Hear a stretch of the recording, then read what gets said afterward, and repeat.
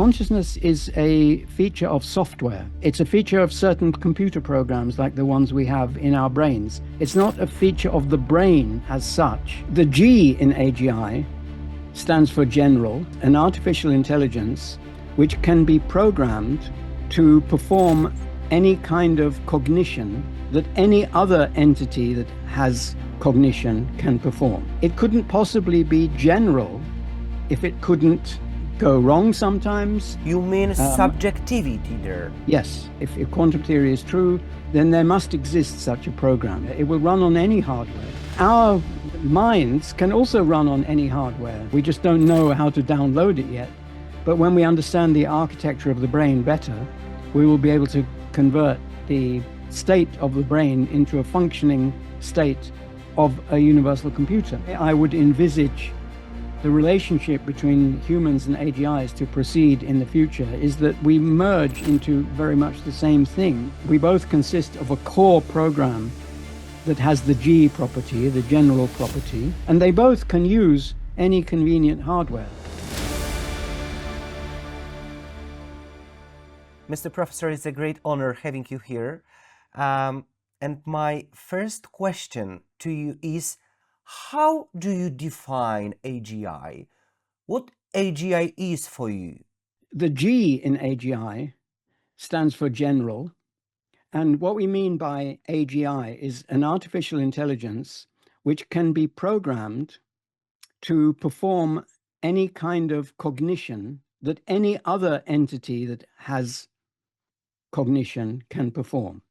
So it can perform anything that a human mathematician could perform, subject to limitations of memory or whatever. And it can also feel emotions and anything else that the brain can do, it can do. It's a 1-1 correspondence. That such a correspondence is possible between computer program and any physical object, including a brain, is a theorem of quantum theory. So if quantum theory is true, then there must exist such a program. It's just very hard to write such a program. AGI, it's what is around the corner of AI development? I don't think so. I think AI and AGI are in many ways opposite functionalities.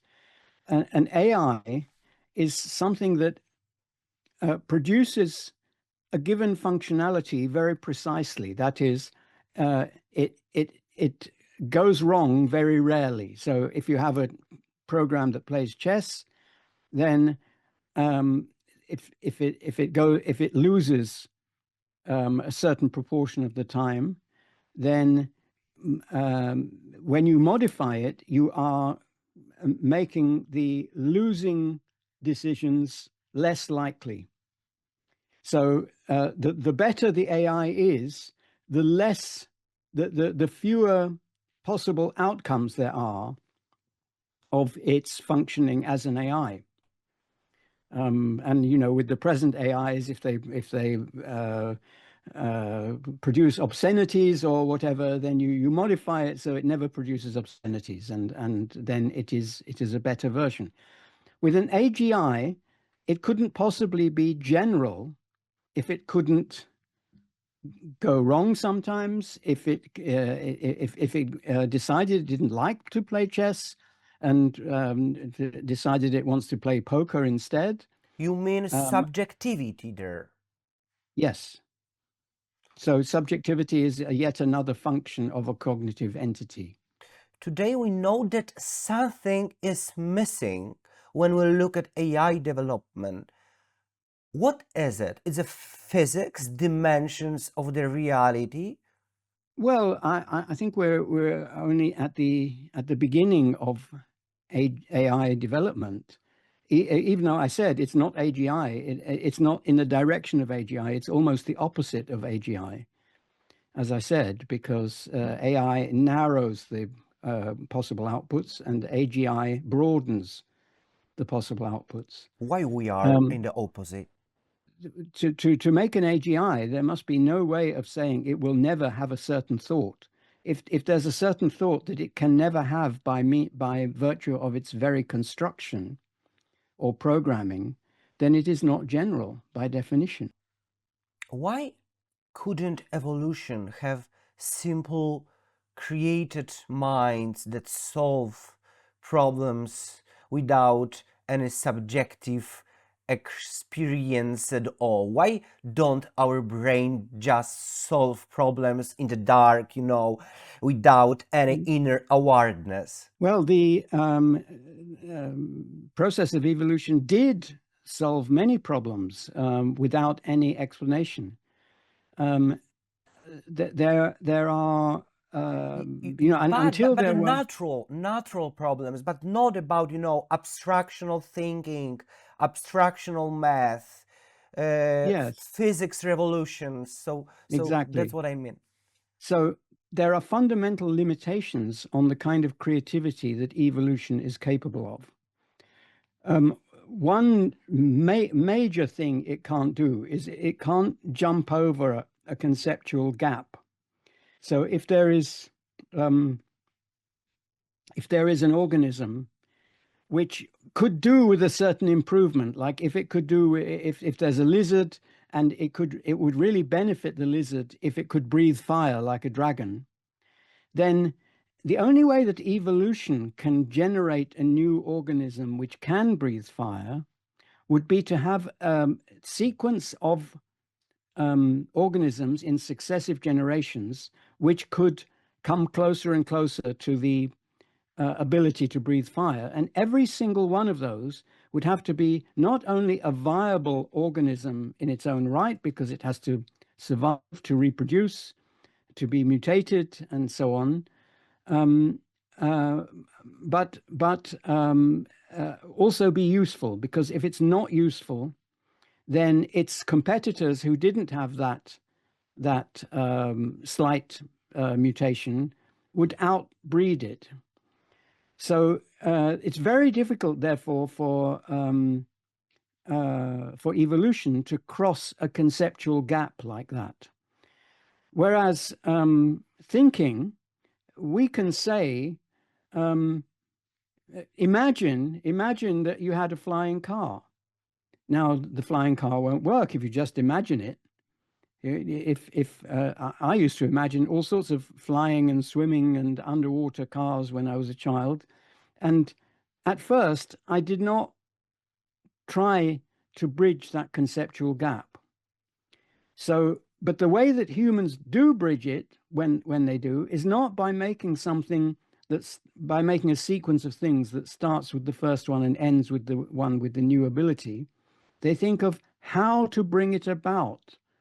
That is the explanatory part, and evolution doesn't have explanations.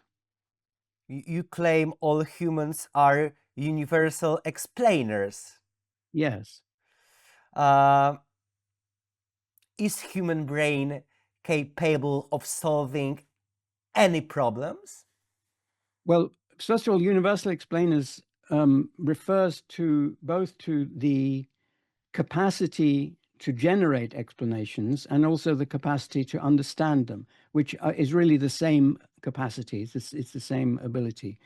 Now, this does not mean that given a problem, a given human brain or any brain existing at a certain time will manage to solve it.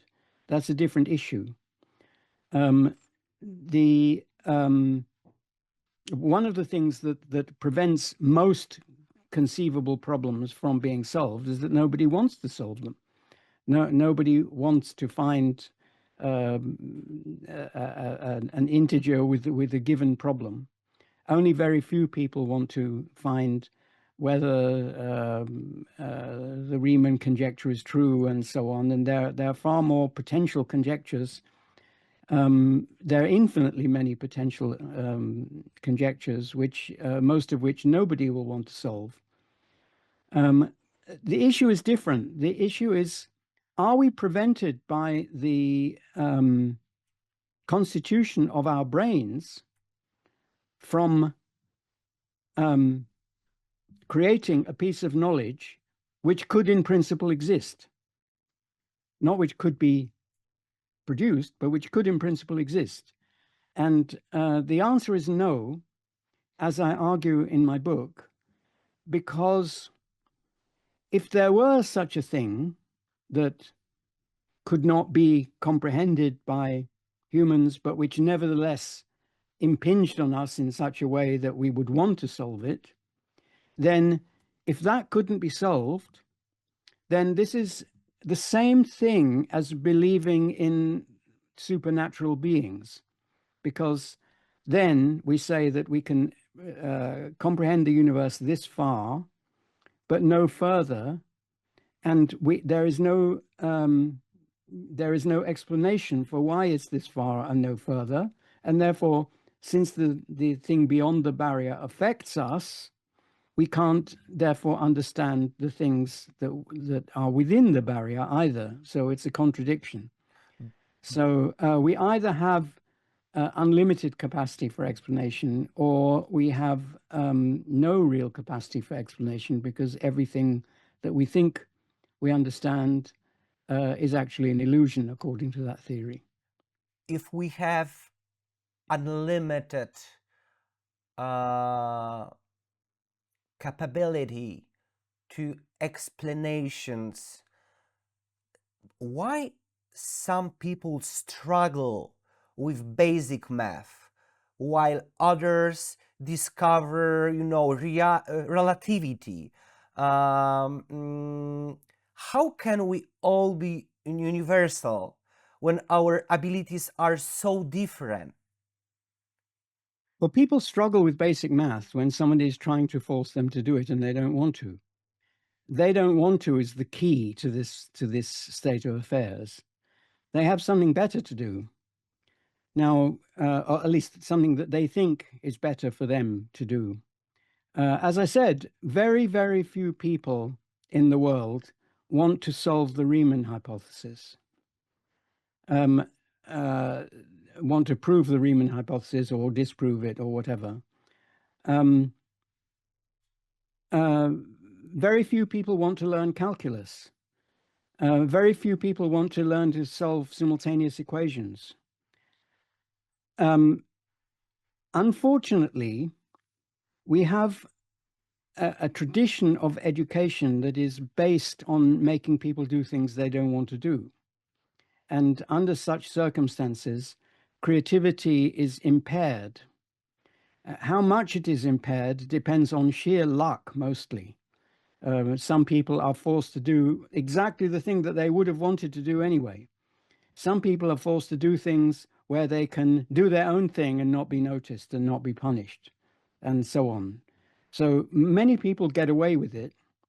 But most people, in the case of maths, for instance, which I think would be interesting for a lot more people than it actually is, get put off by the coercion of it. So Einstein said something like, even a starving wild beast would be put off its dinner if it were forced to eat it, or something like that. He put it better than I just have. So this is true in general, and it's rather sad. And I think if you interview anyone who's been successful in a given field, whether Like it's yes, but fields that aren't socially rewarded. So not someone who becomes a professor, but someone who becomes very, very good at something, let's say making model ships out of matchsticks or something. You will find, first of all, that they're very interested in doing it. You will find that nobody forced them to do it.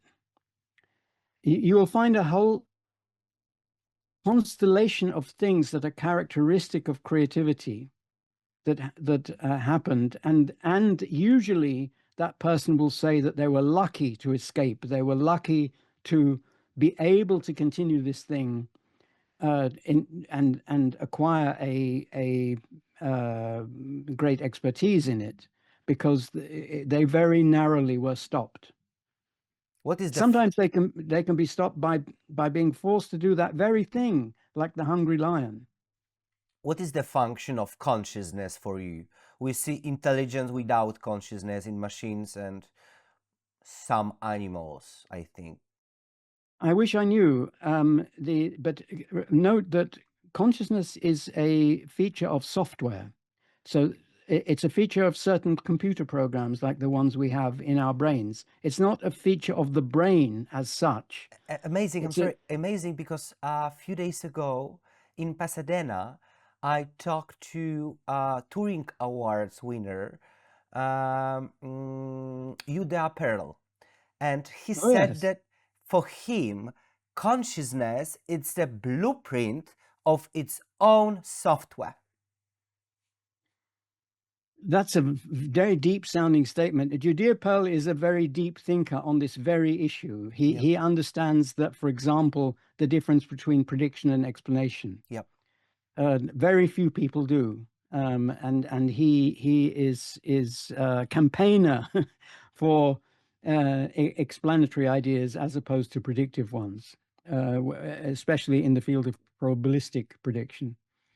So yes, I agree, but I'm not quite sure I can decipher that statement itself right now, but I'm sure he's right.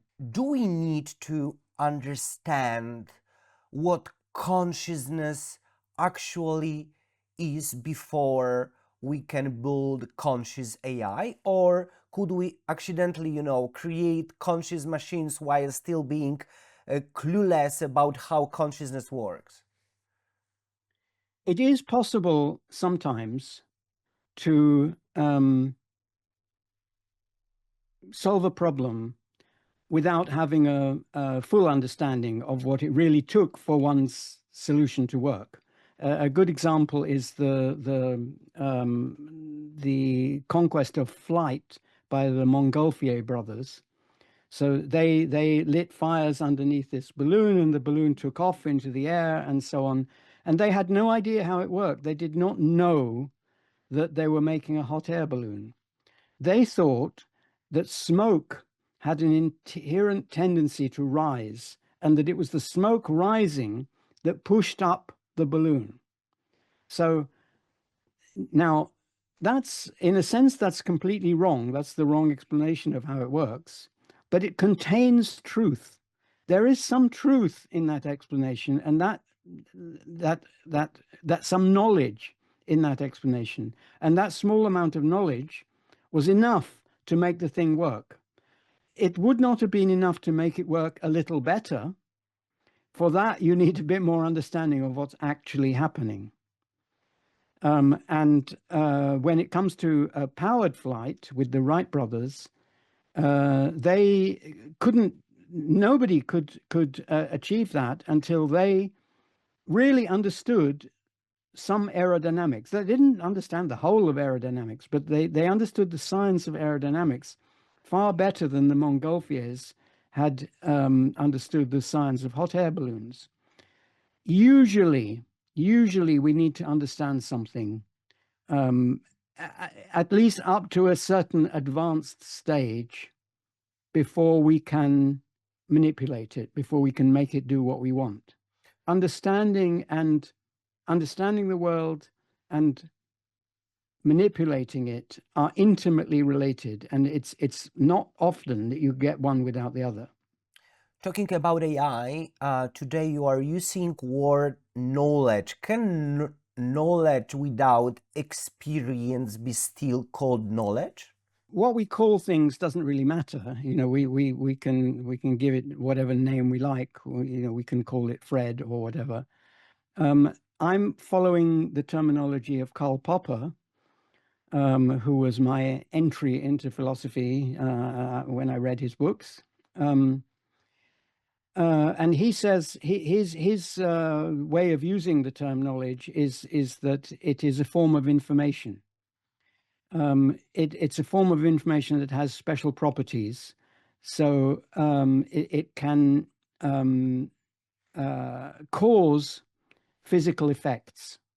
So in this terminology, the genes of an organism contain knowledge because it is that sequence of base pairs in the DNA that allows the animal to fly, and a different sequence would not allow it to fly. And similarly but that is non-explanatory knowledge. The knowledge in the Wright brothers' minds was explanatory knowledge, which achieved a similar effect, but it was a completely different kind of knowledge and a different kind of information, but they're both knowledge. So I've over the years, I've gone through various definitions of knowledge. My current favorite is that knowledge is that they all have in common that knowledge is a special kind of information.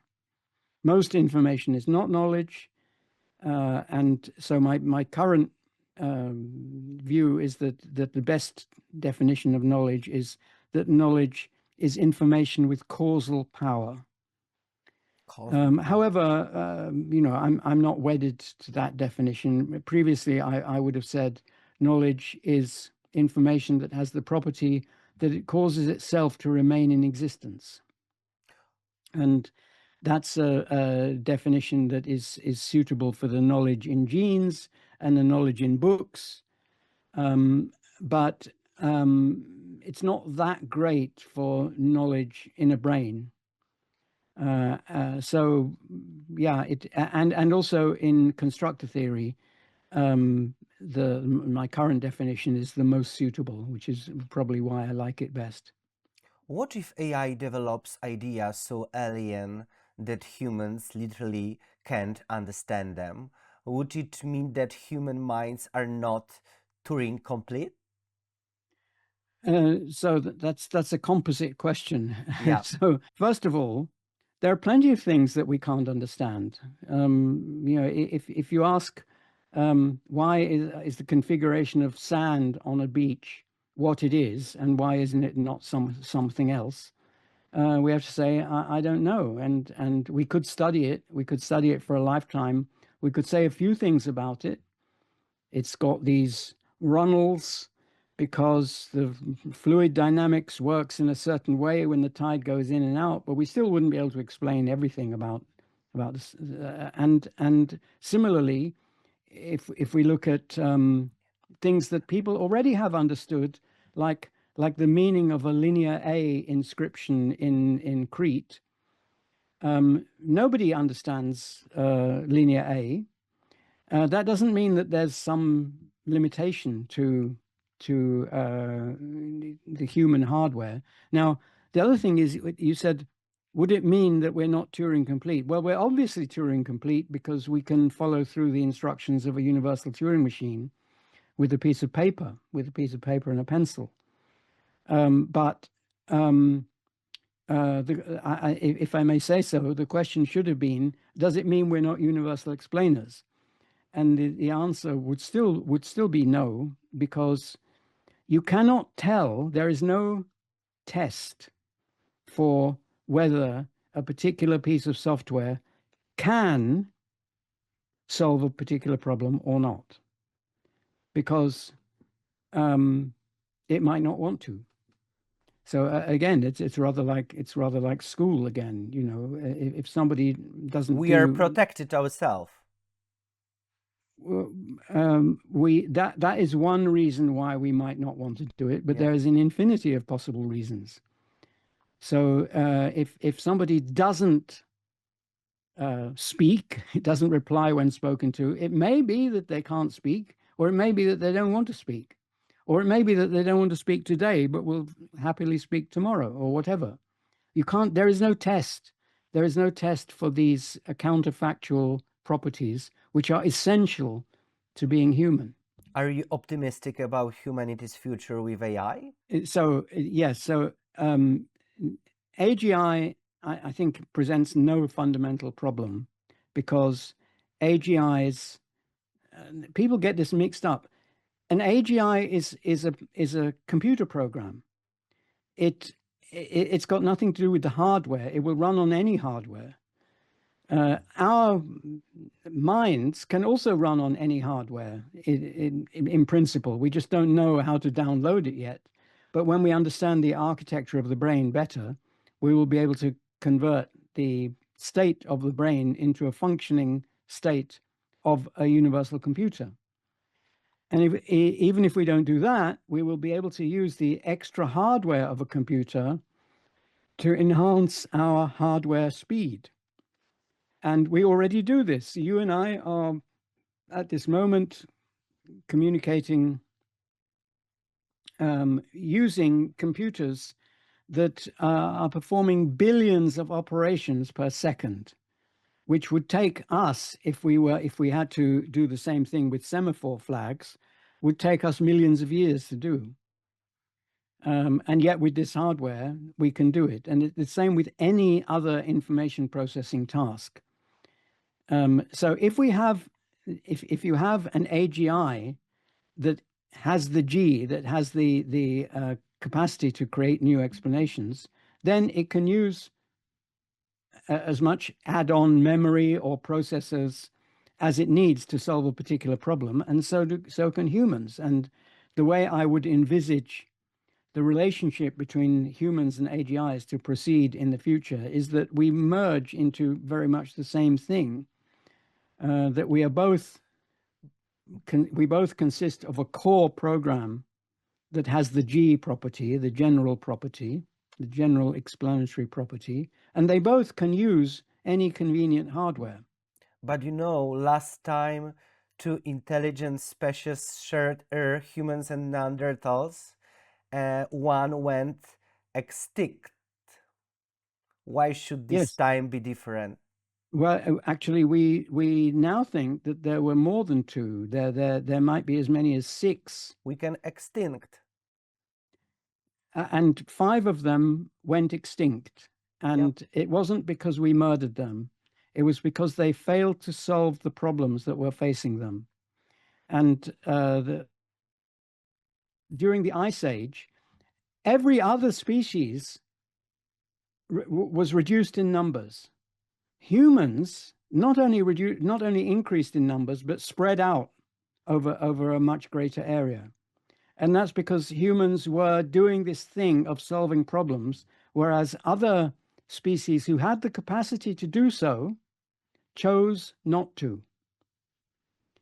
Why did they choose not to? Because of their culture. We know that as well, because our culture also impeded our progress for hundreds of thousands of years. My last one question to you is, if you could find just only one answer for the question about, nature of the reality around, what it would be? I think it's maybe cheating because it's more than one question, probably more than one question, but I think I would want to know what distinguishes a creative computer program from a non-creative one, or a conscious one from a non-conscious one, or from one that has qualia, between one that has qualia and one that doesn't, and so on. I think all those distinctions are the same, but I could be wrong. But that's the question I would want answered. I think, unfortunately, too few people are working on this because they think that AGI is a kind of advanced form of AI. This is the biggest challenge for the humanity today, AGI. Well, there are practical challenges for humanity, like weapons of mass destruction in the hands of terrorists. But for philosophical problems or scientific problems in that realm, in the realm of understanding the world, I think that problem that I mentioned of consciousness and so on is the most important one. Yes. Thank you very much for your time, and I keep my finger crossed for your Nobel Prize in October. Because the theory Yeah. of quantum algorithms in 100th anniversary of quantum mechanism, that's the Nobel Prize achievement, and you know that, I'm sure. Yeah, rather a scary thought. Okay, well, thank you very much. Thank you very much for your time. It was a great pleasure, a great honor.